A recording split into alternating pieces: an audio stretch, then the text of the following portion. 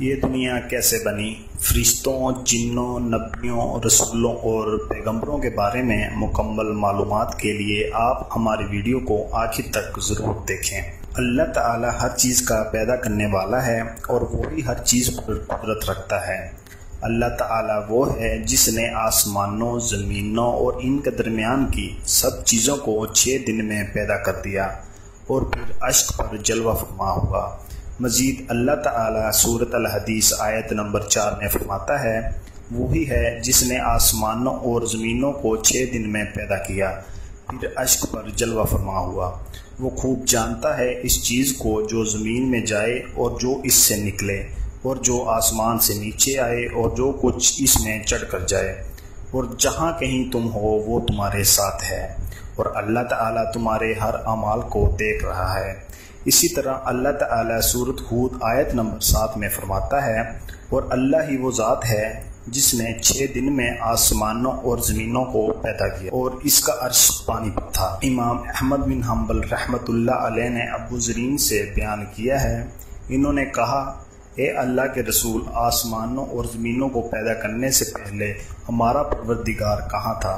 آپ محمد صلی اللہ علیہ وآلہ وسلم نے فرمایا، اما میں تھا، یعنی اللہ کے سوا کچھ بھی نہ تھا، نہ اس کے اوپر ہوا تھی نہ اس کے نیچے ہوا تھی، مطلب یہ کہ کچھ بھی نہ تھا۔ پھر اس نے پانی پر اپنا فرش پیدا کیا، گویا یہ تھی مخلوق کی ابتدا۔ امام احمد، امام ترمذی، امام ابو داؤد اور دوسرے بہت سے محدثین نے سیدنا عبادہ بن صامت سے روایت بیان کرتے ہوئے کہا، میں رسول اکرم صلی اللہ علیہ وآلہ وسلم کو فرماتے ہوئے سنا ہے۔ آپ صلی اللہ علیہ وآلہ وسلم فرما رہے تھے کہ بلا شبہ اللہ نے سب سے پہلے قلم کو پیدا فرمایا، پھر اللہ نے اس کو حکم دیا، چنانچہ وہ اسی وقت چل پڑا اور قیامت تک ہونے والی ہر چیز لکھ دی۔ یہ اللہ کا علم تھا کہ جس کو قلم نے اس کے حکم کے مطابق لوح محفوظ کر لیا۔ بخاری شریف کی حدیث میں ہے کہ یمن سے آئے ہوئے ایک وفد نے رسول اکرم صلی اللہ علیہ وآلہ وسلم سے کہا، ہم آپ سے دین کی سمجھ اور ابتدائے خلق کے بارے میں پوچھنے کے لیے آئے ہیں، سب سے پہلے کیا چیز تھی؟ آپ صلی اللہ علیہ وآلہ وسلم نے فرمایا، اللہ تھا، اس سے پہلے کوئی چیز نہ تھی، اس کا عرش پانی پر تھا، پھر اس نے لوح محفوظ پر ہر چیز لکھ دی اور آسمان اور زمین کو پیدا کیا، یعنی ابتدا میں پانی پر عرش کی تخلیق ہوئی، پھر قلم کی پیدائش ہوئی، اس نے سب کچھ لکھ دی۔ علماء کرام کا بیان ہے کہ قلم کے فوراً بعد لوح محفوظ کو پیدا کیا گیا، چنانچہ قلم نے لوح محفوظ میں ہر چیز لکھ دی۔ اس کے بعد کائنات کی باقی مخلوقات، آسمانوں، زمین کی پیدائش وجود میں آ گئی۔ اشیاء کی پیدائش والی ترتیب میں علماء کرام کے کئی اقوال ہیں۔ آسمان و زمین کی ترتیب کیا ہے، اس کے بارے میں امام مسلم رحمۃ اللہ علیہ نے سیدنا ابو ہریرہ رضی اللہ تعالی عنہ کی روایت پیش کی ہے۔ وہ کہتے ہیں کہ نبی اکرم صلی اللہ علیہ وآلہ وسلم نے میرا ہاتھ پکڑا اور کہا، اللہ نے ہفتہ کے دن مٹی کو پیدا کیا، اتوار کے دن زمین و پہاڑ، پیر کے دن درخت، منگل کے دن تکلیف، مسائل، جراثیم اور بیماریاں، بدھ کے دن نور کو، جمعرات کے دن زمین میں چتائیوں کو پھیلا دیا، اور تمام مخلوقات میں جمعہ کے دن کی آخری گھڑیوں یعنی عصر سے رات کے درمیان آدم علیہ السلام کو پیدا کیا۔ مطلب یہ کہ ابتدائی آفرینش میں جن مخلوقات کی پیدائش ہوئی، ان میں سے آخری مخلوق انسان تھا۔ اس حدیث میں مختلف حالات کو نہایت وضاحت سے بیان کیا گیا۔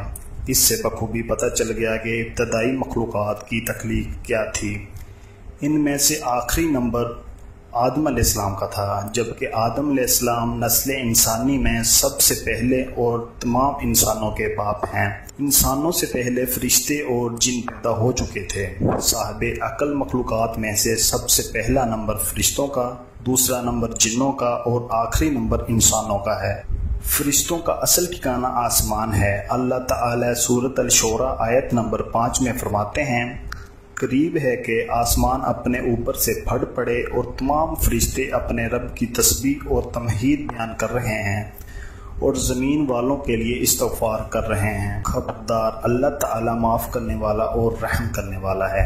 مسلم شریف ہے، سیدنا حضرت عائشہ صدیقہ سے روایت ہے کہ نبی اکرم صلی اللہ علیہ وآلہ وسلم نے فرمایا، فرشتوں کو نور سے اور جنوں کو آگ سے پیدا کیا گیا، اور آدم کو اس چیز سے پیدا کیا گیا جو تمہارے لیے بیان کر دی گئی، یعنی مٹی سے۔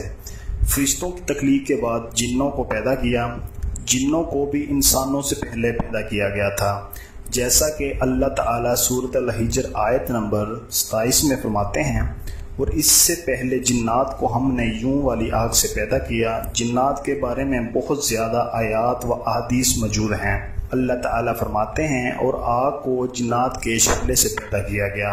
یہ ہے جنات کی اصل اور بنیاد۔ ابلیس ملعون بھی جنات میں سے ہے، اور اس مسئلے میں کسی کو بھی شک و شبہ نہیں ہونا چاہیے، اس لیے کہ قرآن مجید میں ہے کہ ابلیس جنوں میں سے تھا، مطلب یہ کہ وہ فرشتوں میں سے نہیں تھا۔ حسن بصری رحمۃ اللہ علیہ فرماتے ہیں، وہ پلک چپکنے کے برابر بھی فرشتوں میں شامل نہیں ہوا، اور نہ ہی کبھی وہ فرشتوں میں شمار ہوا۔ وہ جنات میں سے ہے، کیونکہ اس نے خود اقرار کیا تھا، اے اللہ تو نے مجھے آگ سے پیدا کیا۔ اگر یہ فرشتہ ہوتا تو اس وقت کہتا، اے اللہ تو نے مجھے نور سے پیدا کیا۔ اس لیے ابلیس کا جن ہونا روز روشن کی طرح عیاں ہے۔ سیدنا عبداللہ اور سیدنا عبداللہ بن عباس فرماتے ہیں، آدم علیہ السلام سے 2000 سال پہلے جنات کو پیدا کیا گیا، اور وہ ہماری زمین پر رہائش پذیر تھے۔ جب وہ فتنہ فساد میں حد سے بڑھ گئے، ناحق خون بہانے لگے، تو اللہ تعالیٰ نے ان کی طرف فرشتوں کا ایک عظیم لشکر بھیجا۔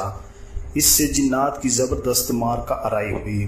اس مار کا آرائی میں فرشتوں نے جنوں کو تہس نہس کر دیا، اور وہ سمندروں کے جزیروں میں پناہ لینے پر مجبور ہو گئے۔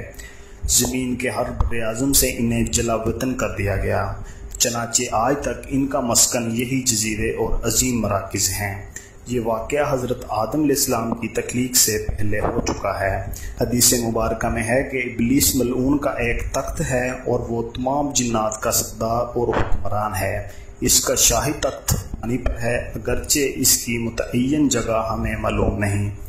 یہاں تک ذکر تھا حضرت آدم علیہ السلام کی پیدائش سے پہلے، اور اب اس کے بعد حضرت آدم علیہ السلام کی پیدائش کے بعد کا ذکر ہماری آنے والی نئی ویڈیو میں ہوگا۔ اگر آپ کو ہماری ویڈیو اچھی لگی ہو تو سبسکرائب ضرور کیجیے گا اور لائک ضرور کیجیے گا۔ جزاک اللہ۔